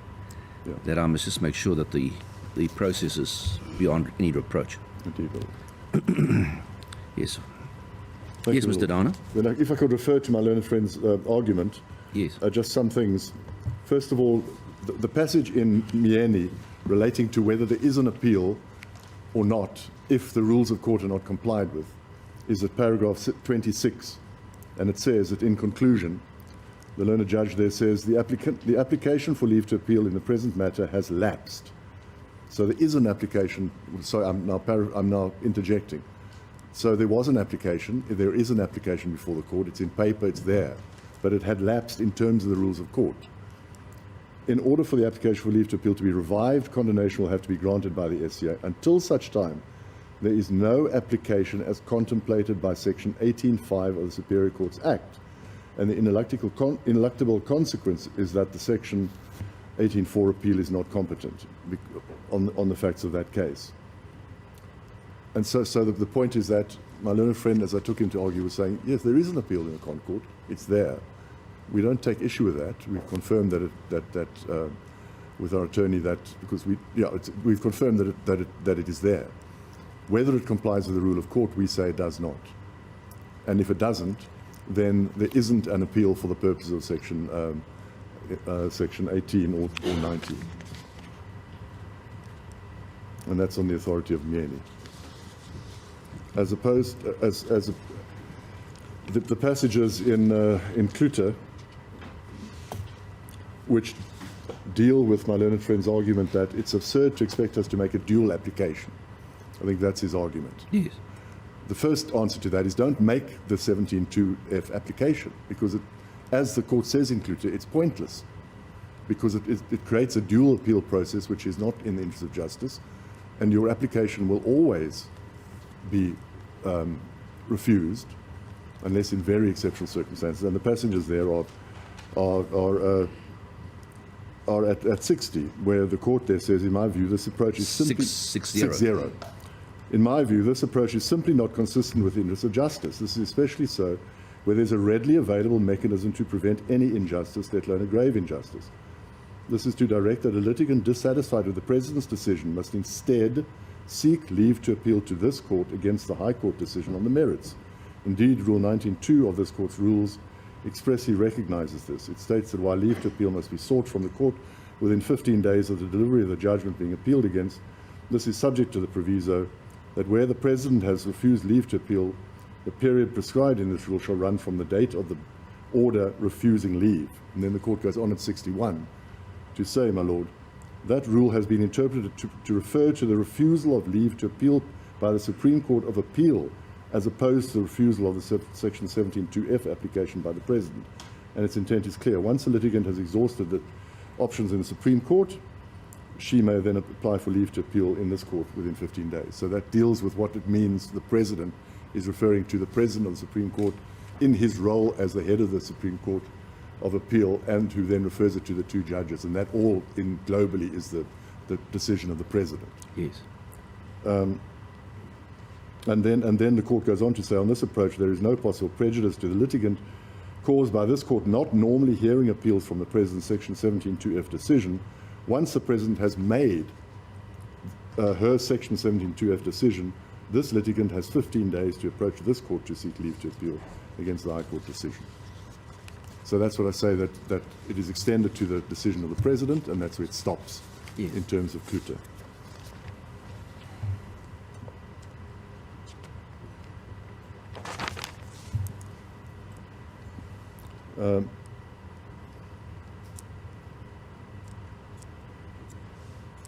Yeah, and my learned friend made much of the interpretation of the Constitutional Court order. He says I haven't read it. On the contrary, we have read it very carefully, and it is just simply what Klute requires parties to do. And on the dual application, my lord, just to return to that, it happens frequently that litigants apply both to the Constitutional Court for direct access from a decision of the High Court, for whatever reason, but at the same time realize that the Constitutional Court might dismiss the application, refuse the application, on two principal grounds. Number one, the Con Court doesn't like hearing matters directly without hearing from the courts below in reasoned judgments, or at least to know what the decision is. And secondly, that there might not be merits in the appeal. So on either way, litigants foresee that the matter will be referred back to or that leave will be refused. In that case, they then know that they have to go to the Supreme Court of Appeal, and it is complete, as I understand it, it is practice, and not absurd at all, for litigants to lodge a dual, not a dual, but a contingent appeal to the Supreme Court of Appeal in the event that the Constitutional Court judgment is against it.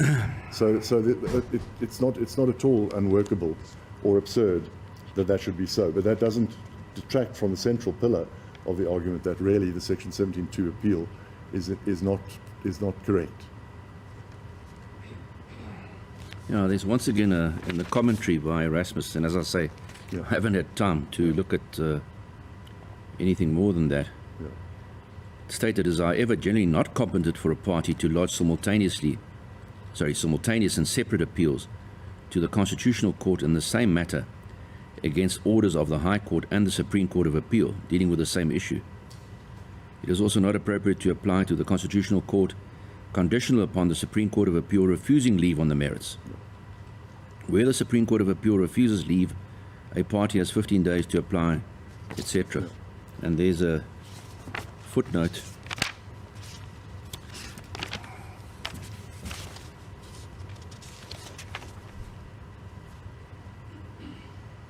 Rules 13.2 and 25. Anyhow, I'll have a look at it. Yeah, the central thesis that we present is that on the basis of Klute and the cases that Klute relies on, it's not proper or competent to appeal in any case in terms of 17.2f. It makes no point, and the courts say that. And just one final point on my own position, my lord. Yes. I take it's to typify my own behavior as unethical discounts the fact that we in the state work for the NPA. We act in instructions of our bosses. The decision as to who is to prosecute in cases or not is that taken by the relevant director of public prosecutions in consultation, usually, if as necessary, with her superiors in the National Prosecuting Authority, the National Director, or the head of the National Prosecuting Service. So I'm here on instructions of my bosses, whether they don't think that I should recuse myself. And finally, not recuse, but withdraw for ethical reasons. There are no such, and particularly in instances, we say, where an application has no merits, which we say this had none, and continues to have none, simply to say that we are then forced, and the NPA is forced ethically, somehow to withdraw their prosecutors when there are attacks against them like this, it cannot be correct, because it depends on the merits of the attack. The mere fact of an attack cannot be sufficient grounds to require that prosecutors willy-nilly then just withdraw from those cases and get other people to come and do their work for them. It doesn't work like that. And if it were so, our system of justice would be in a sorry state. It depends on the merits of the application, and the merits of the application will be determined in due course. While those merits are being determined, in accordance with the applicable law and orders of this court in this case, I'm the prosecutor, and I'm the prosecutor here with my boss's instructions, as it pleases the court. Yes. Yes, Sorry, Mr. Woodley. sorry, on that last point that you had asked about whether we were going to make submissions, may I please retract, madam, with respect? Yes. What do you want to... I've just been informed that there's pending correspondence between ourselves and the NPA with regards to this 41.6 issue.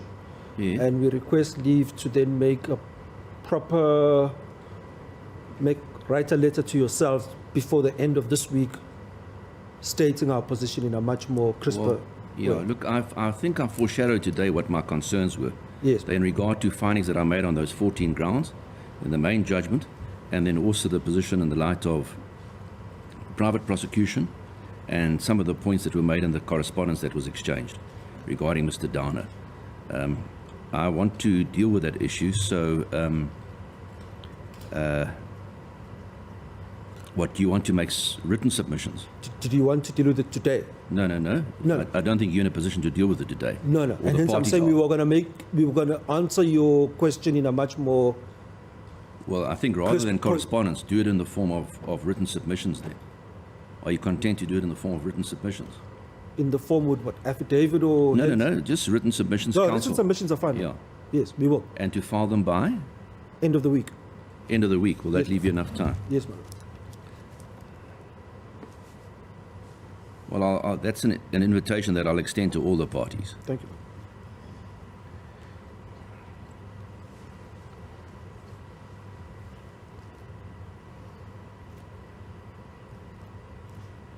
Yes.